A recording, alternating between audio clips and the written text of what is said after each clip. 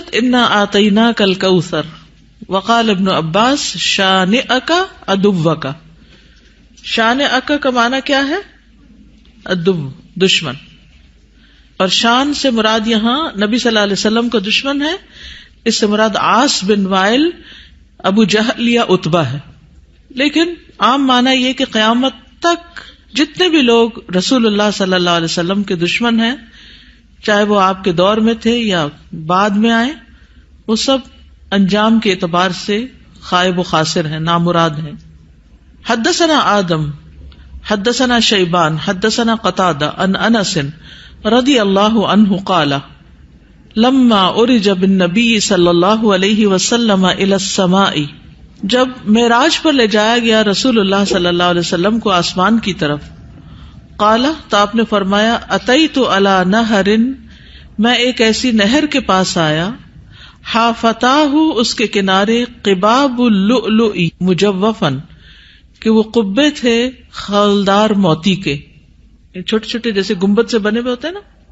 فقلت ما ھذا یا جبریل، میں نے پوچھا یہ کیا ہے جبریل؟ قال ھذا الکوثر، فرمایا یہ ہے نہر کوثر جو انا آتیناک الکوثر کے پس منظر میں ہے.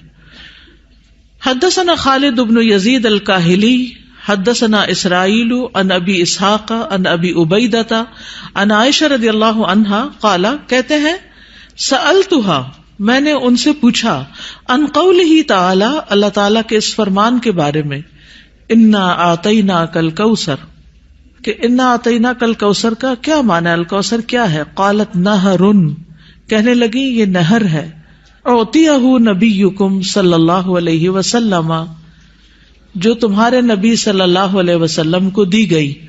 شاطئاہ علیہ در مجوف، شاطئاہ اس کے دونوں کنارے، علیہ ان پر، در موتی ہیں، مجوف خولدار یعنی اندر سے کھوکھلے. آنیتہ اس کے برتنوں کی تعداد کا عدد النجوم، ستاروں کی گنتی کے برابر ہے. ستارے کتنے ہیں گن سکتے ہیں؟ انگنت. رواہ زکریا و ابو الاحوص و مطرف عن ابی اسحاق. تو انا آتیناک الکوثر کا معنی کیا ہے؟ بلا شبہ ہم نے آپ کو کوثر عطا کی. حدثنا یعقوب بن ابراہیم حدثنا حشیم حدثنا ابو بشر عن سعید بن جبیر عن ابن عباس رضی اللہ عنہما انہ قال فی الکوثر هو الخیر الذی اعطاہ اللہ ایاہ، کہ کوثر وہ خیر ہے جو اللہ نے آپ کو عطا کی. قال ابو بشر قلت لسعید بن جبیر، ابو بشر کہتے ہیں میں نے سعید بن جبیر سے کہا جو ابن عباس کے شاگرد تھے، فإن الناس يزعمون انه نہر، کہ لوگ تو یہ سمجھتے ہیں کہ وہ ایک نہر ہے، فی الجنت جنت میں. فقال سعید، تو سعید کہتے ہیں النہر الذی فی الجنت، کہ وہ جنت والی جو نہر ہے، من الخیر اس خیر میں سے ہے، الذی آتاہ اللہ ایاہ جو اللہ تعالیٰ نے آپ کو عطا کی. تو کوثر کا لفظ جو ہے یہ لغوی اعتبار سے کثرت سے ہے، اس سے مراد خیر کثیر ہے، جیسے کہ آگے ابن عباس کہتے ہیں. اور اس میں دوسرے معنی بھی آ جاتے ہیں، جیسے جنت میں نہر کوثر وہ اسی خیر کثیر کا حصہ ہے، یعنی خیر کثیر عمومی لفظ ہے اور پھر اس کی مثالیں ہیں جیسے نہر اور حوض وغیرہ. اسی طرح حوض کوثر کو بھی اس کا مصداق بتایا گیا ہے. اہل ایمان جنت میں جانے سے پہلے رسول اللہ صلی اللہ علیہ وسلم کے دست مبارک سے اس کا پانی پیئیں گے. اس حوض میں پانی جنت والی نہر سے آ رہا ہوگا، اس طرح تطبیق ہو جاتی. یعنی اگر کوئی یہ کہے کہ کوثر کا معنی کیا ہے، تو عمومی لغوی معنی کیا ہے؟ خیر کثیر. اور نبی صلی اللہ علیہ وسلم کو اوور آل خیر کثیر ہی عطا کی گئی تھی. اور پھر خصوصی معنی کیا ہے؟ نہر کوثر اور حوض کوثر. حوض کوثر میدان حشر میں ہے، جس سے پانی آئے گا کہاں سے؟ نہر کوثر سے. اور نہر کوثر کہاں ہے؟ جنت میں ہے. اسی طرح آپ صلی اللہ علیہ وسلم کو دنیا میں جو بلند مقام ملا اور آپ کا ذکر کثیر ہوا اور آپ کو فتوحات نصیب ہوئی، یہ سب بھی خیر کثیر میں شامل ہے. دنیاوی اعتبار سے کیا کیا ہے خیر کثیر میں شامل؟ فتوحات، بلند مقام اور ذکر کثیر.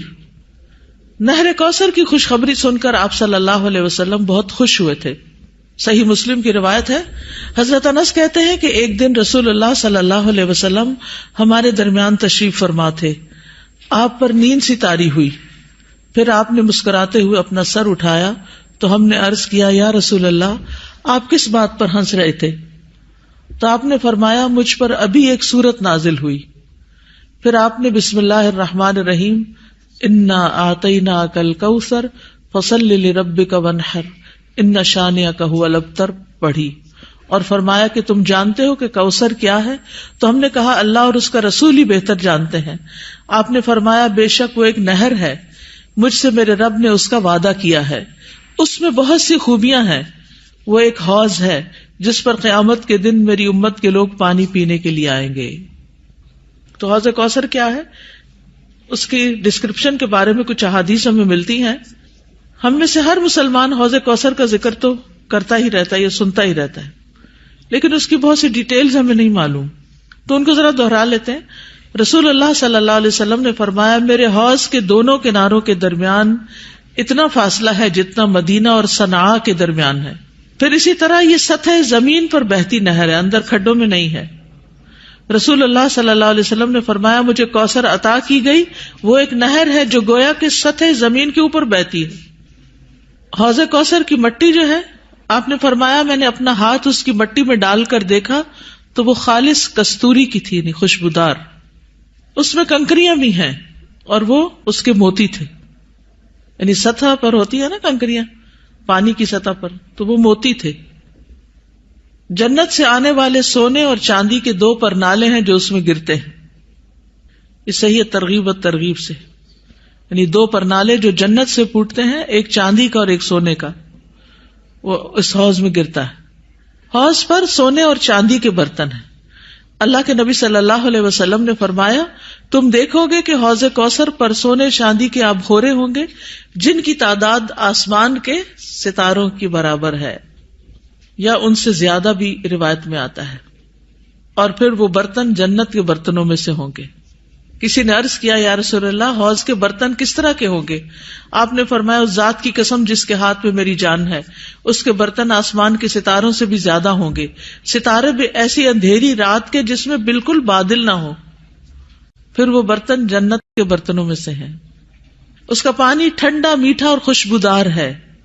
رسول اللہ صلی اللہ علیہ وسلم نے فرمایا, میرا حوض عدن اور عمان کے درمیانی فاصلے جتنا ہے. حوض کا پانی برف سے زیادہ ٹھنڈا, شہد سے زیادہ میٹھا, مسک سے زیادہ خوشبودار, اس کے آبخورے آسمان کے ستاروں کے برابر ہیں. اور ایک جگہ دودھ سے زیادہ سفید بھی آتا ہے. آئس کریم کیا چیز ہے اس کے مقابلے میں. پھر جو ایک گھونٹ بھی پی لے گا کبھی پیاسا نہ ہوگا, اس کے چہرے کا رنگ کبھی سیاہ نہ ہوگا. سبحان اللہ, یہ تاثیر ہے اس کی. دنیا میں کئی ٹوٹکے کرتے رہتے ہیں, یہ کھا لو, وہ پی لو, یہ لگا لو تاکہ رنگ صاف ہو جائے. اس کا ایک گھونٹ پی کر انسان خوبصورت ہو جائے گا. اس نہر پر پرندے بھی ہیں. فرمایا, ان کو کھانا اس سے بھی زیادہ خوشگوار ہوگا. لیکن کچھ لوگ حوض کوثر سے محروم رہ جائیں گے. وہ کون ہیں؟ جو بدعت کرنے والے ہیں, جنہوں نے آپ کے بعد دین کو تبدیل کر دیا. آپ فرمائیں گے یہ دور ہو جائیں, دور ہو جائیں. یہ ڈسکرپشن پڑھ کے پھر شوق بڑھ جاتا ہے نا, اور سنت پر عمل کا شوق بڑھ جاتا ہے کہ اللہ تعالیٰ ہمیں اور زیادہ سنت کا پابند بنائے تاکہ ہم نبی صلی اللہ علیہ وسلم کے قریب ہو سکیں, آپ کا اتباع کریں.